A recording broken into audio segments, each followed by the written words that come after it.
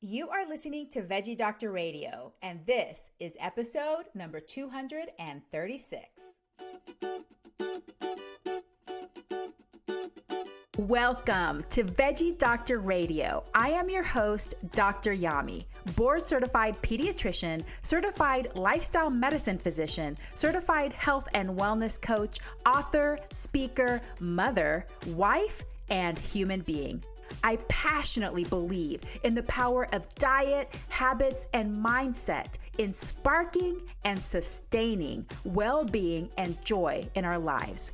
This podcast combines expert interviews and thoughtful monologues to explore plant-based nutrition, lifestyle medicine, parenting, mindset, and other exciting and fun topics. I hope that these episodes inspire you, uplift you, and equip you with the knowledge and tools to live your best life. Are you ready to get started? Let's do it. Hey there, veggie lovers. Welcome back to Veggie Doctor Radio. Today, I have a really great topic for women. This is a topic about how women manage and mismanage their health with Susan Salenger. Susan Salenger is the author and researcher behind the book Sidelined: How Women Manage and Mismanage Their Health, and examines the many ways in which some women manage and sometimes mismanage their health care. Susan explores how women, typically the medical gatekeepers for their families, tend to be extremely conscientious about taking care of themselves, yet at the same time inadvertently undermine their own care. They often hesitate to call the doctor when they don't feel well and worry that their doctor visit will take away time from their families or work. They may hesitate to ask doctors necessary questions and don't always comply with the doctor's instructions. Salenger's research reveals how conflicted many women are about the medical decisions they ultimately make. So Susan was born and raised in Los Angeles. She attended UCLA to study English, and after graduation, she worked alongside her husband Fred for 25 years at their production company, Salenger Films, which produced corporate training and development films distributed worldwide. Today, at age 80, Susan lives in Northern California to be near her incredible family, which includes her 2 daughters, 4 grandchildren, a cat named Max, and a dog named JD Salenger. When she is not speaking about her book or spending time with family and friends, you will find Susan powerlifting to stay in shape. So in this episode, we talk about why she wrote this book and how that came about. She wrote at the age of 79, and why women struggle to seek the care they need, the 3 most common hurdles they need to overcome to improve their health care. I asked her if she's seen any generational differences when she did the research for her book, why women blame themselves for their own healthcare problems, how we can balance empowering women about their health but not overemphasizing personal responsibility. She gives us her top 3 tips for women who want to better manage their health and decision-making capabilities. And then we talk about her because I was really curious about how she ended up writing her first book at age 79. Talk about her powerlifting and her exercise routine, her morning routine, and her longevity secrets. So this is a really great episode. I think you're going to get some great information, but I really recommend you get this book. There's really good tips. There's a great resource list at the back that can really help you for making sure that you're doing the best in your own healthcare, to ask the questions you need to ask, and to not be afraid to take action when you need help. I think this is so important. One of the big takeaways from this conversation is don't put yourself last. Emphasize your own health, emphasize your own self-care, because that's what's going to help you get to the well-being and longevity that you desire. So veggie lovers, thank you so much for being here. For all the old and the new listeners, I appreciate you so much. And now let's welcome Susan Salenger to the show.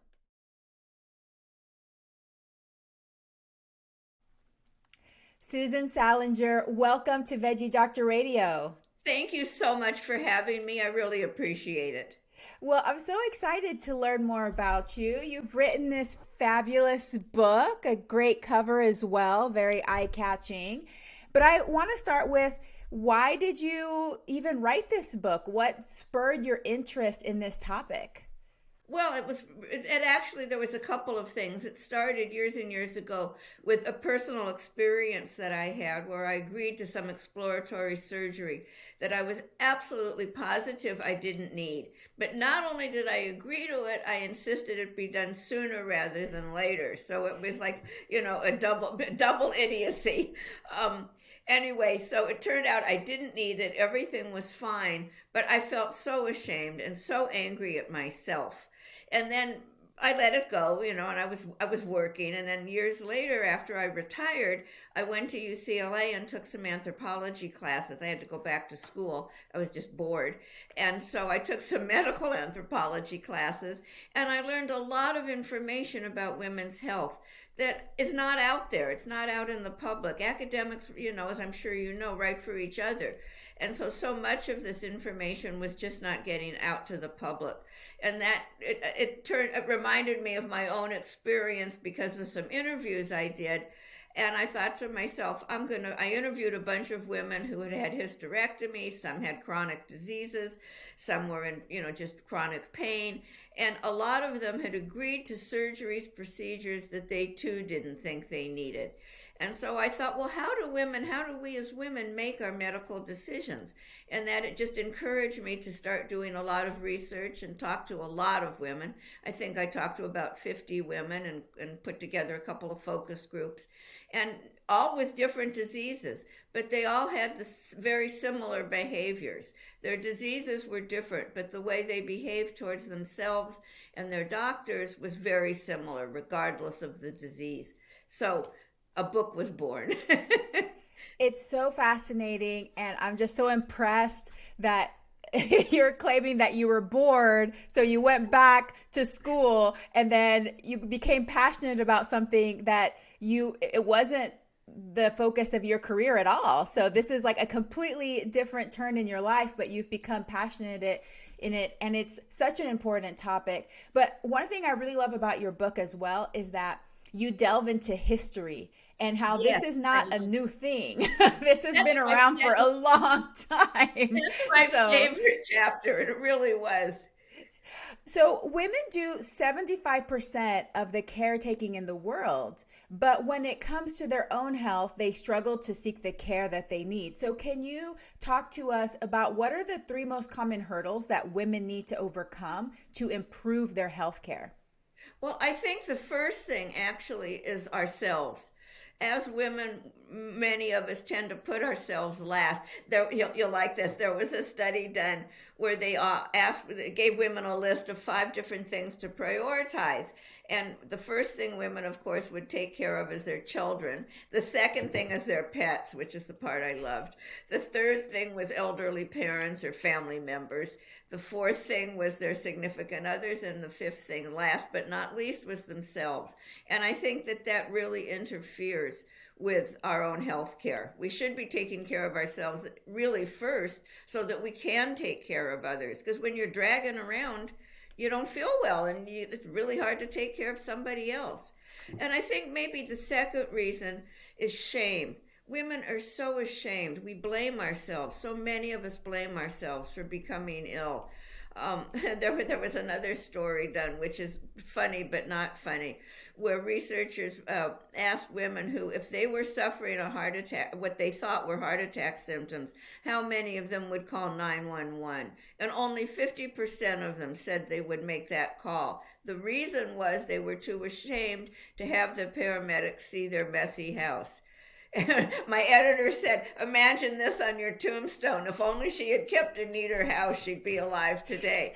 I mean, it's funny, but it isn't funny. I mean, shame can be fatal, as that story really shows. And I think the third thing is by going to the doctor, we're embarrassed. Not only are we ashamed, but we're afraid that the doctor is going to tell us that we should have done this or we shouldn't have done that. And we're almost afraid of what we're going to hear. So I think those 3 things together, and really number 3 is sort of a subset of number 2, but shame and embarrassment and putting ourselves last would really be the 2 primary reasons, and they have tendrils that grow out from there. But Yes, it's so complex and there's lots of different factors.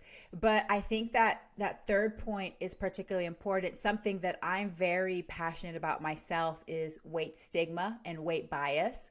And there's so many Yes. studies that show that women avoid healthcare because they're afraid that when they go, everything's going to be blamed on their weight or they're going to be told to lose weight. They know that they Right. haven't been able to lose weight because we know how difficult that is, right? And so then they just don't go, and it will lead to delayed diagnoses or misdiagnoses and Correct. those kinds of things. So it's a very complicated topic that really is affecting women very strongly. So this is really important that you covered this.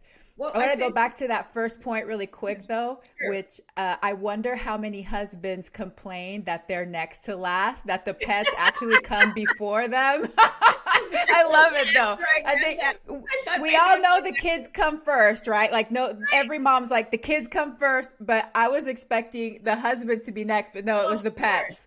I know. Imagine taking care of, you're taking your dog to the vet, even your husband's lying there with a heart attack. I love it. I love it.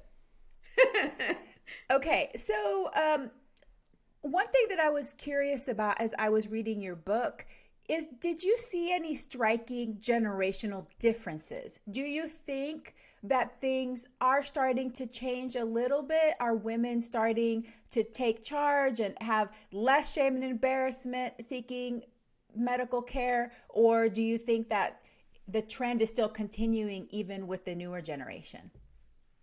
That's a really good question. I don't know. First of all, most of the women I interviewed were between 40 and 60. So I didn't interview many 20-year-olds. Um, my guess would be, and I guess it's an educated guess, that it's probably getting better. I'm just thinking of my own kids, for example. I think that the younger generation is more willing and more apt to speak up and speak out. Mhm. Um, I had an experience also many years ago where I had a cyst. It turned out to be a cyst, and the doctor did a biopsy. And I didn't say much during my visit, and I only asked one question. And I said, "Well, I forgot what I said. Something about will you let?" I don't know what I said, but I asked one question, and he said, "Well, why don't you leave the driving to us?" And I didn't say anything. I mean, I thought to myself, screw you. And that's putting it politely because, we're on video here. But the reality is, I think that my kids would have spoken up and said, hey, wait a minute. I would now that I'm older and a little more experienced. But Yeah. I do think that it's getting better. I hope so. I Yeah. really do.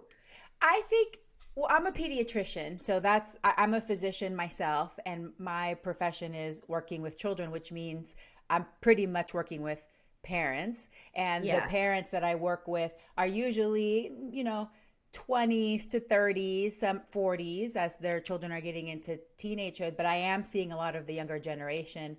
And I will say that there are changes. One thing that I notice is that sometimes they will boldly leave off my title. So I'm often called Wow. just by my first name. So Huh. that's something that's changing a lot, and I have mixed feelings about that. So I'm still processing that one. But I think that there's also less fear of asking questions Mhm. and less fear of seeking outside resources or even just coming in and specifically having certain requests and demands. So I think it is changing for the younger generation, but these are also women advocating for their children. So it's probably a little different than women seeking care for themselves, right? But Yes. I do see a little bit of a shift with the younger generation myself. Oh, I'm glad to hear that because I would think so. Why do Definitely. you think that women blame themselves so much for their own health problems? I think part of that goes back to the history that we were chatting about earlier. I think for one thing, it goes, our women's bodies have been devalued for so many years. I mean, it goes all the way back to ancient Egypt and probably even before, and It's fascinating because it transcends cultures. I mean, the Dutch say, that having daughters is like a cellar full of sour beer, and the Chinese called us maggots in the rice. I mean, this is women are not valued. Aristotle thought we were leaky vessels because we menstruate and cry, and our uterus was thought to meander, throughout our bodies and cause all sorts of morality issues and sexual issues. I mean, it's just been years and years. the it's my favorite chapter. As I said, I love medical history, and I think that some of us have internalized that. It's pervasive. It's not cultural. It's, as I said, it's all over. And I think also that currently, and I almost hate to say this, but I think that the wellness movement has really, in some ways, although I think it's done a lot of good and given women and men some really wonderful tips on how to live healthily. But by the same token, its assumption is that if you take really good care of yourself, you won't be sick. You have to think positive, take the right actions, so that if you do get sick, it's because you screwed up in some way. And I think that that's really done a disservice to patients. Would you Yeah. agree with that as a doctor? Oh, I'm curious. I was going to say I 100% agree with you Oh, good. because I'm in It's this always movement. So I'm in the wellness movement, especially coming from the plant-based nutrition side where we talk about lifestyle medicine and all these things. And I do think that it's a very delicate balance because my goal is to empower people, but not to tip over into that feeling that everything is your personal responsibility, that if you became sick, it's your fault, correct. so it's like we have to do this balance of giving people just enough of that feeling that they can take their health into their hands, because some people don't believe they can at all, right? So you have to inspire them, but at the same time you don't want it going all the way over to like anything that's ever happened to you is because you didn't do something about it. Right. So it is difficult, and that actually was my next question: is how can we balance empowering women about their health and not overemphasizing personal responsibility, knowing that women already are blaming themselves for everything that happens to them. I think it's important, and this is a place maybe the doctors can help. And as I didn't realize what I'm going to say next until I did my research, but there's so many diseases out there, 20 to 40,000 of them, something like that. And diagnoses are really difficult. The randomness of disease there's two issues really. Let's start with diagnoses, because women are misdiagnosed more often than men. And I think that that's a problem. And I think that's one of the things that women need to learn to take charge of. But I also think, I lost what I was going to say for a minute. Oh, I know. That the randomness of disease is so, women need to realize that they're not responsible. I mean, of course, self care is important. I'm not going to say it's not, obviously. But some people get COVID and some don't. And some people need this and others need that. And it's genetics and environment and stress levels. It isn't necessarily our fault. It can be. I mean, probably smokers get lung cancer more than non-smokers. But non-smokers get lung cancer too. And not all smokers get lung cancer. And not all non-smokers are lung cancer free. So you just don't know. It's a question of luck as well as self-care, genetics, environment. And I think that's important. But I want to just talk about diagnoses for a minute, because that is a place that women can take charge. And I really want to help women understand the importance of second opinions, because disease is random and so many of the symptoms mimic one another. And it can be hard. And again, I'll be curious if you agree, but sometimes it's a diagnosis can be like looking for a needle in a haystack. I mean, I think that if a patient comes in and says they're tired and they don't feel well and they lack appetite, etc., I mean, those symptoms can fit so many different diseases that I don't know how you guys narrow it down. I really don't. I think it must be really tricky. Is that accurate for some stuff? It is accurate. And before I became a doctor, I had this idea that whenever you become a physician, you just know, like you just have all the knowledge and then you just know. And I think maybe some people still think that. But the truth is, you said that maybe there's like 40,000 diagnoses. Those are known diagnoses. There's probably a million out there we don't know about. And there's so many things we still don't understand about the human body. There's things that happen in my body that I know that there's no doctor that will be able to tell me why it happens, because I know that I know that there's no, it's just, there's a lot of things that we're still discovering, and it's a moving target because our world is changing around us. We have more exposure to chemicals and toxins and all kinds of stuff. Our stress levels, everything is changing at the same time. So there's no way we can know everything at all, ever, I don't think.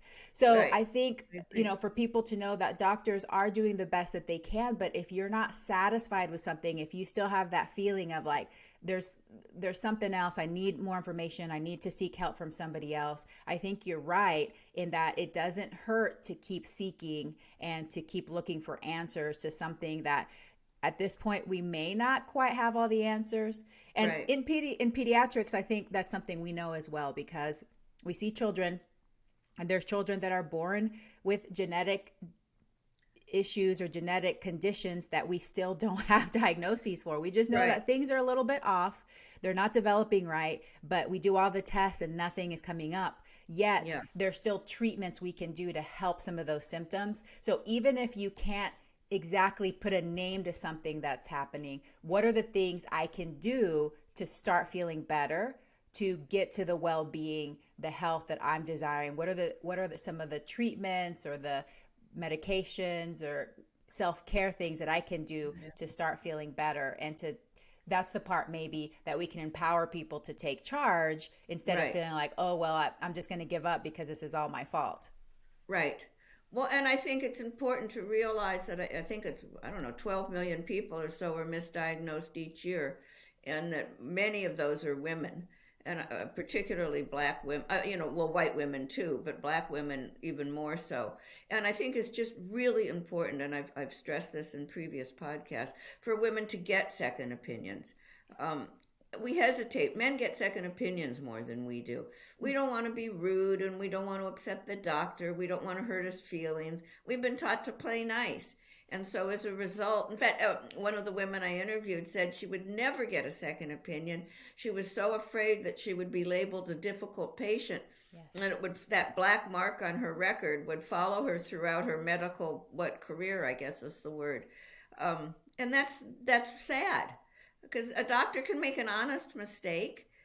We all can. And some doctors are more competent than others too, of course. I mean, that's true in every profession. So please get a second opinion. If I share anything this morning, that's it. And I think that just goes back to something that I've realized about myself. I'm a very bold person. I go after what I want, but I've realized that I do have a pretty significant aspect of people pleasing inside of me too, which I guess isn't too much of a surprise. I'm in the service oriented profession and that kind of stuff. But what you said about not wanting to be difficult, I think of the B word, right? We don't want to be Bs. Like we don't want to be seen as too demanding or wanting too much or being selfish or greedy. Those are big trigger words for women, And so whenever we're in a situation and we feel like there's something else we want, but it's trying to juggle that between, okay, am I going to be seen as too demanding or even quote crazy or something like that? We just don't want to have those labels, so we keep quiet, but then it's ultimately hurting our own health. Right. And that does lead into something about being too demanding, because I was shocked to find out that only about 15% of women will tell the doctor when they don't understand something. So that means we must be hesitant. I mean, that means what it really means is 85% of us leave the doctor's office without fully or really understanding what was said. And I think that again is because we want to play nice. We don't want to be demanding. We want the doctor to think we understand so that he thinks we're smart and sophisticated and all those things. And I think it's damaging. It can really hurt us. Absolutely. So let's talk about some of the things that we can do. So what are your top 3 tips for women who better want to manage their health or want to better manage their health and decision-making capabilities when it comes to their healthcare? Well, I think the first thing, and I can't stress this enough, is get a second opinion. The second thing, and maybe I should reverse them, but when you go into the doctor for your doctor visit, first of all, make a list. Write out what it is you want to talk about. If you're like me, I get anxious, and I'll forget what I wanted to say. And if write the list. Don't just have a list in your head. Write it down on a piece of paper and take it in. And I think it's really important when you get a diagnosis to ask the doctor, what else could this possibly be? And I always ask the doctor for the clinical name of my disease. And I usually have him or her write it out so that I can go home and do my research. And we'll talk about research in a minute. But I think it's really important to do that. And also, because of all my research now, I try to repeat back what I heard the doctor say in my own words. And that gives the doctor a chance to either confirm that I heard correctly or say, well, no, I didn't mean that. This is what I meant. So that I go out with a fairly full, accurate understanding of what it is I was told. But in terms of research, the most important part of my book is actually at the very back of it. There's a big resource list. I've done your research for you. If you want to research your disease, your doctor, your hospital, my resource list is organized by categories. So it's very easy for you to just go to the category that you want to check out. It tells you how to do your symptoms, etc. And I think that that's really important so that you have an overview of what the disease is, what you can expect, what the various protocols are for the treatment, etc. And that really helps you it doesn't put you in charge, but you and the doctor can become more of a team. You shouldn't be in charge because you don't know as much as the doctor does theoretically. But I do think it's better if you can work as a team. Absolutely. It's definitely a partnership. And I think as physicians, we appreciate that too. We appreciate, at least I do, I appreciate when parents and families are asking those questions so that I can understand what it is that they're still anxious about or what they need more information about. Right. And a lot of times there might be a slight misunderstanding there that's completely changing it so that they're really stressed about something. And whenever I explain it, they're like, oh, I'm so glad you explained that and clarified, because the way that they were understanding it was completely different than right. what is accurate. Right. So let me review those. I think these are really important. So make a list, and I often see my parents do this for their children. So they come ready on their iPhone. They have the list of things they want to talk about. Ask, what else could this be? Get the clinical name, get more information about that, and then get a second opinion. So I'm curious, after you've learned all of these things, you've done this research, how has it changed your approach whenever you go into the doctor? Have you felt that things have improved for you? Is there anything that has surprised you since you've been implementing some of these techniques? Yeah, what's improved for me is that I've found that I have a better understanding of what my diagnosis is, and also a more comfortable understanding of my treatment options. I'm better able to make a treatment decision if there are possibilities. If the doctor says, well, we could do this, or we could do that, I have a more educated guess at saying, well, I think number 2 might be best because what do you think? And now for a very important message. Hey mama, if you are feeling frustrated about mealtime battles, worried that your child isn't eating enough or eating enough vegetables, afraid that your child is going to get some awful deficiency or disease because of the lack of diversity in their diet, I wrote a book that might be for you. A Parent's Guide to Intuitive Eating, How to Raise Kids Who Love to Eat Healthy is available in paperback, ebook, and audiobook through all major online booksellers. Did you know that most children are born with the innate ability to eat the appropriate amount of food to satisfy their hunger and support appropriate growth? Despite this, parents are still anxious and confused about how much and what to feed their children. In addition, many children are labeled as picky eaters or develop behaviors such as hiding and sneaking food. There's also a growing epidemic of dieting behaviors and eating disorders beginning at alarmingly young ages. In my book, you'll learn the 5 pillars of healthy eating, how to apply intuitive eating through all the stages of development, lifestyle habits that support healthy eating and body image, troubleshooting and problem solving for picky eaters, overeating, and dieting behaviors, how to create and foster a healthy body image in your children, how exploring your own body image and relationship with food will help raise an intuitive eater, and what foods to offer your child at different stages of development. A Parent's Guide to Intuitive Eating, How to Raise Kids Who Love to Eat Healthy, available in paperback, ebook, and audiobook through all major online booksellers. Are you ready for a fresh approach to feeding your child? For more information, visit dryami.com/book. And now, back to the episode. And so it's given me some tools to help me organize my thought processes and my treatment options. I think that that's very important. Yeah. And getting a second opinion, not if I break my leg, I don't necessarily get a second opinion. But if it's something like surgery, it gives me a chance to hear a different point of view, and again, that further educates me, so that I again have even more tools to take back to my original doctor. Okay, that's great.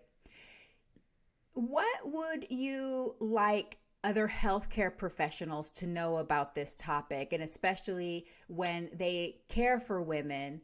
If there's a lot of healthcare professionals that are listeners of this podcast. So what do you want them to take away from this? I think 2 things. I think that they really need to be sure that their patients are comfortable asking questions. Don't say, "Let us drive the bus." I mean, I really wanted to kill the guy. That's not conducive to a working relationship. Yeah. And I think it's very important to be aware, for healthcare providers as well as for women patients, we talk to doctors differently. And as women, we need to be aware of that, but so do doctors. When we describe our symptoms, as women, we tend to describe our feelings, and we talk and I'm as guilty of this as anybody. We talk about how we feel about something. And I can be so busy telling the doctor the whole story about how it's affecting me, whatever it is, that my physical symptoms get lost in the morass of all my emotions. And I think that that's something that doctors need to be able to pull out and not just prescribe antidepressants, for example, and I think that that's kind of a fallback diagnosis for women. There was a really interesting little study done where there was a man and a woman patient, both of whom had exact same symptoms, cardiac risk symptoms, and the purpose of the research was to find out if there was a difference in diagnoses between the men and the women, because the symptoms were exactly the same. And when stress was not mentioned, the men and women both received a cardiac diagnosis and prescribed a cardiac workup. As soon as stress was mentioned, however, only 15% of the women received a cardiac diagnosis. And I think that as doctors and as women, we all need to be aware of that. Yeah. In fact, one article I read said, if you think you're having a heart attack and you go to emergency or wherever, don't leave without an echocardiogram. Don't let them tell you it's stress or a stomach ache. Again, you would know if that's correct. But I think that it's really important for doctors to realize the difference in conversation styles. And women minimize symptoms. I talked to a doctor yesterday on a different podcast, and she said when women come in with menstrual pains, they'll talk about a little discomfort. And so as she continues the conversation, she'll find out that they're actually in bed all day with cramps. So minimal discomfort went from a 1 on the pain scale to a 10 on the pain scale. So we minimize symptoms because, again, we don't want to bother anybody. This all comes back to that same stuff, doesn't it? It circles back. Yeah. And I hope that answered your question, Yes, because for there's so sure. much to say to that question. It is pretty incredible, and I could see how this can really affect the healthcare of ourselves, but some of the women that we care for dearly in our lives. So I think this is really important Yes, information to get out there. So what do you wish more women knew? I wish more women knew, number one, how to talk to their doctor. I do think it's important to tell the doctor how we feel, but I also think it's important to stay focused, stay on topic, and hence the agenda. And I think that also women need to know to do their own research. So, as I said, they too can become more comfortable with the diagnosis. And with education is a wonderful thing because it helps you understand.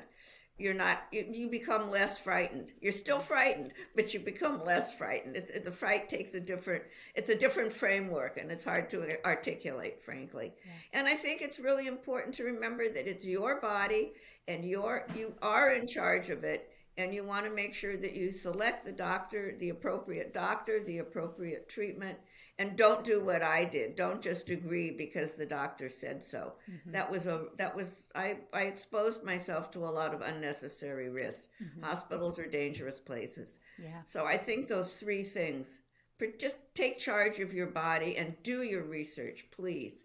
That will help you enormously. And That's so will organizing your symptoms. yeah. That No, that's agenda is great. very important. Great advice. Well, I'd like to shift gears a little bit because I want to learn a little bit Okay. more about you because I am curious about you, Sue. So tell me, do you have a morning routine? And if so, what is it? Well, I do have a morning routine. I'm a very routine kind of person. First of all, I get up early. You would hate me in the morning. I kind of spring out of bed about 5 or 5:30. I've never used an alarm clock in my life. And I just take my shower, etc. And then I pretty much have the same breakfast, which is either a bowl of oatmeal or a bowl of cereal or something. And I add flax and chia seeds and, raspberries or blueberries and a little bit of nuts. So I get all kinds of fiber and roughage. And then about 4 mornings a week, I exercise. I do Pilates 3 times a week, and I do weightlifting just about a half hour a week. I used to do it more, but it's harder over Zoom.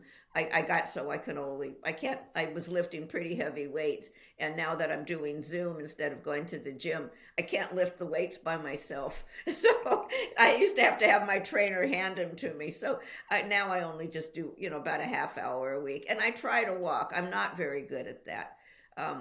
I like to talk to people, so I need a person there. So walking by myself is tricky. But so that's a pretty stable routine for me. I And love I it. love the Pilates. I love the exercise. I love the Pilates, and I love my breakfast. Sounds great. No, I don't hate you because I'm like you. I'm a morning person. So I wake up early Yeah, as well and I'm ready to go. And I don't drink coffee. So I'm a non-coffee morning person too. So, I well, have one cup. nice. Tell me about the experience of writing your first book at the age of 79. Did you have to overcome any mental obstacles? Yes, I did, very much so.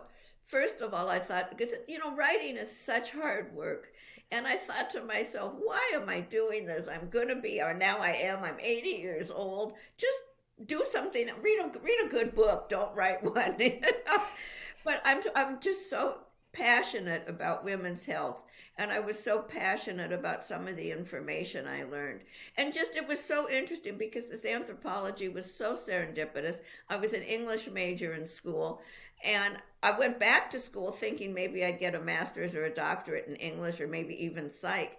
But they were closed, and the only thing open that I could get in that was remotely interesting to me was the anthropology. So I sort of fell into it, and it turned out to be, the best thing I ever did. I think if I hadn't done that, I probably wouldn't have written the book.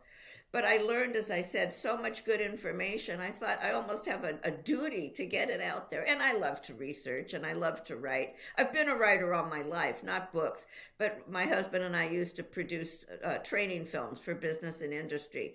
And I wrote the scripts. So I'm certainly, familiar with writing and research. And I loved it. I mean, Yeah. I wasn't bored anymore. Definitely carry not. books. Writing a book is a big deal. And you're an excellent writer. You're an excellent Thank writer. you. I think I really felt like your writing style was just so easy to read, yet written very smartly, and it comes across very well. So I was very impressed. Oh, I'd thank love you to so know, much. especially since you're so productive and doing all of this stuff at the age of 80, do you have any longevity secrets for us? Gee, well, yeah, I guess I do. I think I've been exercising for about 40 years, and I have to say, my parents weren't sick. I have very good genes. Genetically, I'm one of the lucky ones. But I think that the exercise has really impacted the quality of my life. I used to hate it so, but excuse me, I did it anyway. And now that I'm 80, looking back on it, because I can see that I move differently from a lot of other 80-year-olds. I mean, if you saw me walk, I walk like you do. Um, and I'm short, so I always walk fast to keep up with people, and I still could walk fast. I would say that exercise, both weightlifting and Pilates, the combination, I think is just wonderful. And I think having some time to myself, particularly now that I'm older and my kids are out of the house, I love to read. And so I try to, because there's nobody here, there's no kids here. I always try to take time for myself and read a book if I can. Oh, Um, I so it love it. just, kind of depends how your life goes, I guess. Yeah. Well, tell me about the powerlifting, because I know you had in your bio and you said that you're still lifting. So, how old were you when you started lifting weights, and how did you get into that? Oh my goodness. I got into it about 40 years ago. I was diagnosed with osteoporosis. And so they said, you better do some resistance. Can you hear my dog barking? He's not supposed to do Don't that. worry, don't worry. Good, good. Anyway, and I got really scared because they told me that I would probably break a hip if I stepped off a curb or something. And I thought, that's not me. I can't do that. So I really did start lifting heavy weights because it's great for bones. And I did that for at least 30 years, 40 years until COVID. In fact, really, I stopped going to the gym during COVID. And so then, as I said, we started doing it over Zoom, and I started Pilates over Zoom. But I think that I love powerlifting. In some ways, I really like it. In some ways, I like Pilates better because you go from one activity to the other. Weightlifting can be boring. But what I love about it is that you can really see you go from 2 pounds to 4 pounds it's like getting an A+ every time you get to go up a pound or two. And I got pretty heavy. I was really proud of myself. I was pretty good. Um, there was this guy at the gym who was about 6'8", and I'm about 4'10". And he said, listen, if I'm ever in a dark alley, will you come with me and protect me? It was great. I was this little old woman at the gym, but I was really doing pretty well. And it made me feel good about myself, as you can hear. Absolutely. And that is so powerful for longevity and for aging, is really maintaining that muscle mass and that bone mass. It Mhm. protects so much. And you made the comment about how you feel like you can walk just as fast, and that's actually one of the tests they do for aging, is like this simple Right, test where they basically see how fast a person can walk a certain amount of distance, and you're able to see the frailty set in as people get right, older and they can't get up from the chair and walk across right. as fast. So that's very important. So basically what you're telling me is that you've been able to maintain your health, and that's going to Yes. help support your longevity as well. So do you think you'll go back to the gym, or you're going to stay on Zoom for now? I think I'll stay on Zoom. At this point, I'm a little COVID phobic. And Yeah. partly because I'm 80, Yeah. older people don't do as well. I mean, as Yeah. healthy as I am, my immune system probably isn't as strong as yours. And there's no point. I'm doing just fine. Yeah. Um, You're liking your so I think routine. I'll It's just, working for you. yeah, exactly, exactly. But I Well, do love it. I do. yeah, that's It's great. fun. What is your perspective on aging and contributing to society? Like, do you have a message to people out there that are in their older years and, feeling like you, sitting at home bored and maybe wanting to do other things? And then the other question I have is, what else do you have on your bucket list? Well, let's see. I guess I do have a message, which I think for most older people is if you can just keep busy, keep your mind active, keep engaged. I don't I don't care if you do volunteer work, if you write books, if you just read books, I mean, it doesn't matter, but keep engaged. I think I think boredom is lethal. It was for me. My kids said if I didn't go do something, they were going to shoot me. I mean, everybody. Much too much energy to just I was going nuts. And I love going back to school. I mean, there's so many classes now you can take for free that are for older people or at senior centers or whatever. So stay engaged in some form or another. And my bucket list is to do a second book. I'm very interested in this shame. I want to research shame and loneliness. I think they go together. Do we have more time? I want to just tell you one more thing. Yes. I don't know if we're Go ready. ahead. Go for it. But I put together a couple of focus groups, and one of the things that, in fact, what sort of startled me the most was that I put together two focus groups, and the one thing they both said was that very few of them had ever talked about their illness to anybody else. This particular focus group was the first time they had shared their issues. And again, they all had different diseases but their problems were the same. And they were all so happy to find somebody else that had similar issues. And I was startled because, I mean, I talk a lot. I'll tell anybody anything. You want to know how I am? I say, how much time do you have? Because I'll really tell you. But these women didn't. And that's one of the things that I really want to research, because that's lonely. Yeah. That's really lonely. And I think part of the reason they didn't, and this is just my hypothesis, is because they were ashamed of it. Yeah. They felt that it was almost like being ill was a public manifestation of their inability to manage their lives.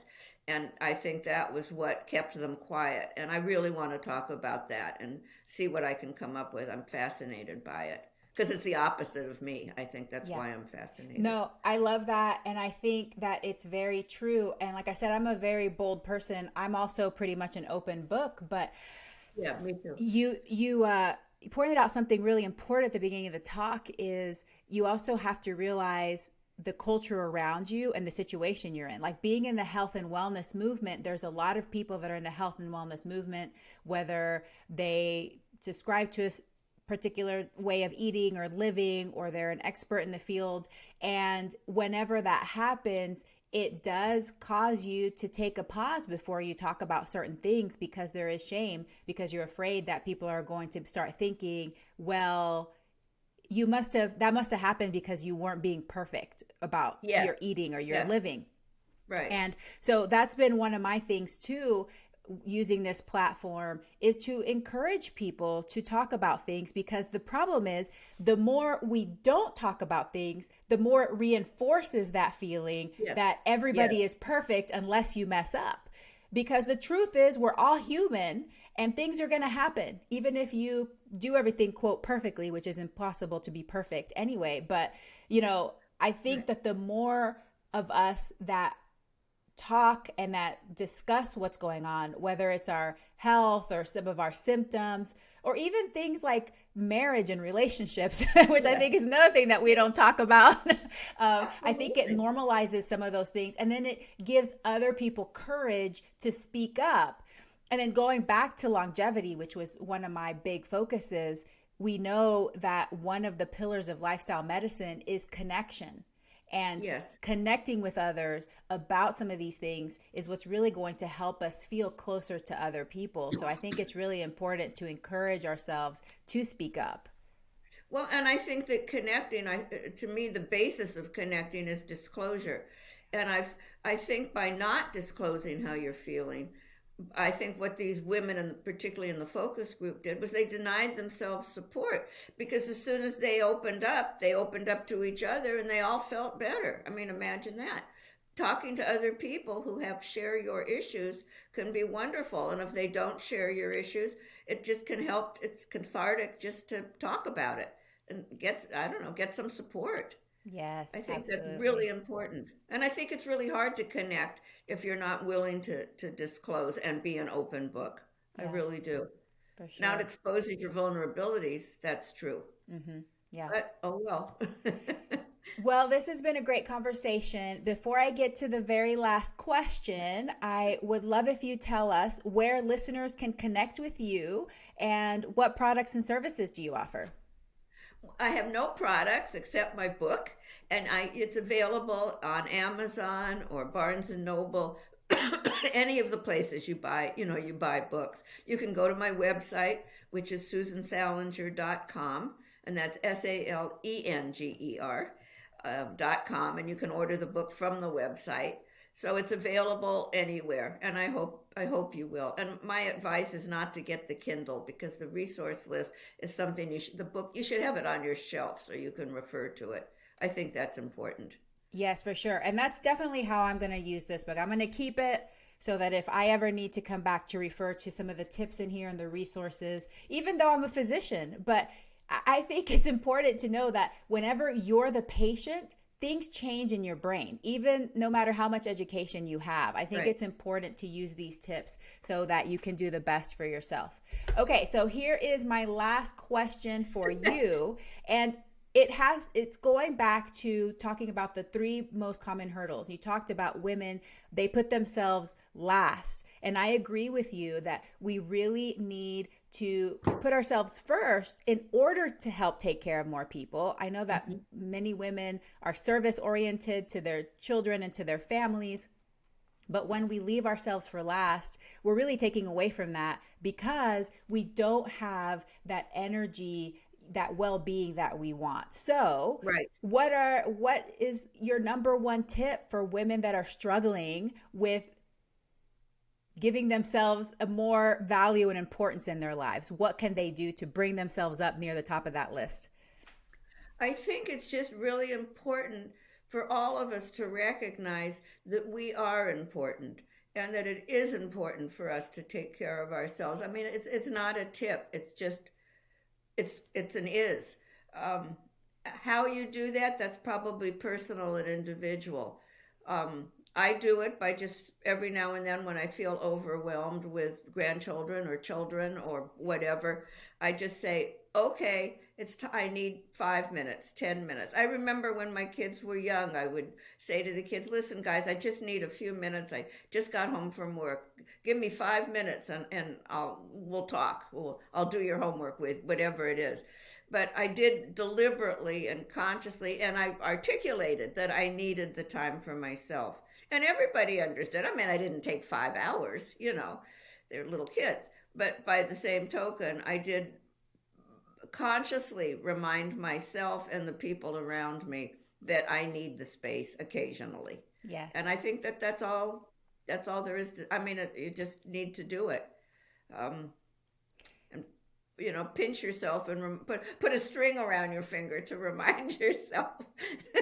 Yeah, so just having that awareness that it's really important to take care of ourselves. It's really important to give ourselves that space to be able to have the well-being that we want. So thank you so much. I really appreciate you. I really appreciate you going back to school and becoming passionate about this topic and writing this book, even through the hard times of writing. I understand how that is.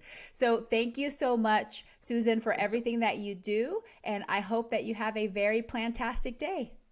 Well, thank you so much for having me. I really enjoyed talking with you. It's lovely. Thank you. Hey, veggie lover. I hope that you loved today's episode. Will you take a second and do me a huge favor? Please subscribe to my podcast so that you never miss an episode.